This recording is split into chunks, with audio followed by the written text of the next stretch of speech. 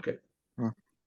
Yesterday, what did we say? We said yesterday that Jewish people have to be strong, and that the God made the world in such a way that the world opposes God, and the Jews are the representatives of God.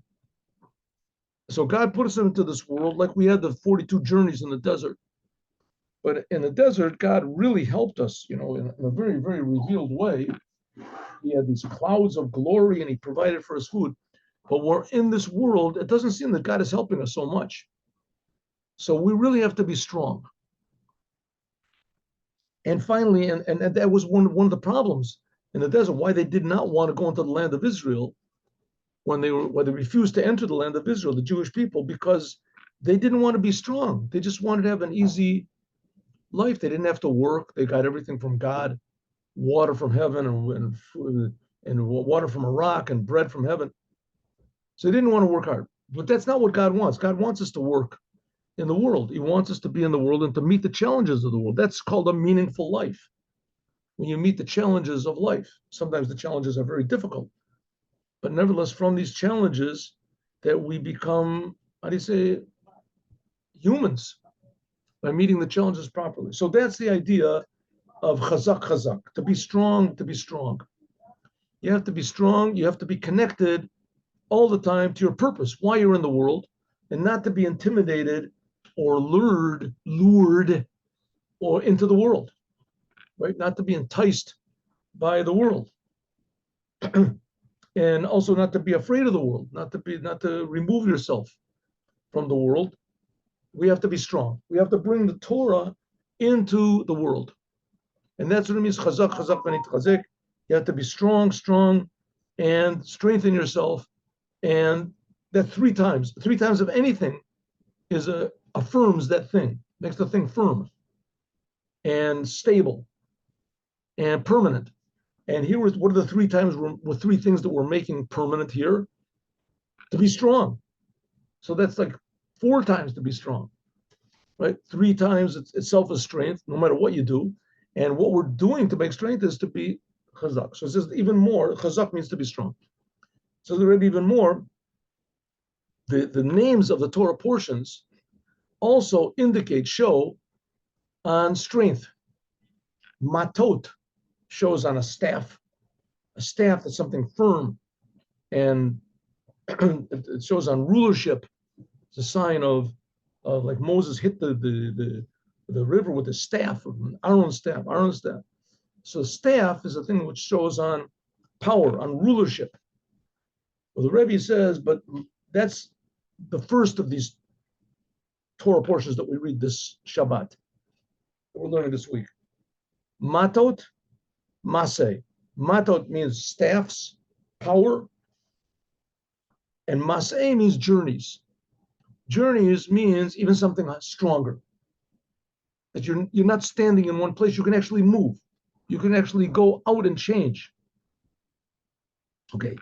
Yesh lo osif. So what's the Rebbe trying to do? He's trying to inspire us to be strong for good, to do good things, say good things, think good things. And if everyone around us is doing the opposite, so you say, oh, that's good. That's our job. That's our job. That's what we're supposed to do. Well, we're here to be doctors, auto mechanics. What is it? Clean the world up. Optometrists, to clean up everybody's glasses so people can see clearly. So the more dirt there is, the more this there is, so that we have to fix up. But we're human beings also. And human beings are affected by their surroundings. And that's exactly where we have to be strong. We have to change the definition of what a human being is. A human being is one that his whole essence is just to do good in the face of bad, to transform darkness to light. That will be the goal of every human being in the world, because there's no end to good. Dalit. See if we can even end on that. When are these 2 Torah portions joined together? Matot means to be strong, firm, in your place, and Maseh means to even travel further, go out of yourself. When are they joined then together? In this week's Torah portion, where? on the fourth reading, right? And the Torah portion is divided into 7 readings, 7 portions. So the first, the second, and the third, that's Parshas Matot. That's the first of the 2 verses. The fifth, the sixth, and the seventh, that's devoted to the second book, the reading, which is Maseh. But Revi, the fourth reading that we read, number 4, which is that we learn on the 4th day of the week, and that's the 4th person that's called up on Shabbat. The first half of it is Matot, and the last half of it is Maseh. That's when it's joined. When do these 2 types of strength firm in your place and strength to move out, when is this? The Rebbe also said that Matot shows on the strength we get from God, and Maseh is the strength that we give from below. When are they joined together? In Revi, on the 4th reading, the 4th person that's called up, that's where it's read. Number 4, that we read, according to Revi, Sion Parsha said that in the 4th person that's called up to the reading of the Torah, we finish Matot and we begin Maseh. Al Yudezeh, by means of this, Nasa Shleimus, there's made complete of Chazak, of Parshas Matos Maseh. Pisiyumo shall say for Revi, at the end of the 4th book, when they're joined. That's what's going to be this week. So even though the word we finished saying that the number 3 is a number that shows on strength. It's a chazaka and a tokev gam b'mitzad and nigud, and that it's powerful even in the face of opposition. Mikol makom, nevertheless, liyoso behemshech la'ach echad v'shtayim, because the number 3, which we said that's the chazaka, and that shows on strength and firmness, stability. But because that comes after 1 and 2, and what do we say? 1 is when you're alone. 2 is when you have opposition. And 3 is how you resolve it. Sometimes they call it, what do they call it? Thesis and antithesis and synthesis. You ever heard that before?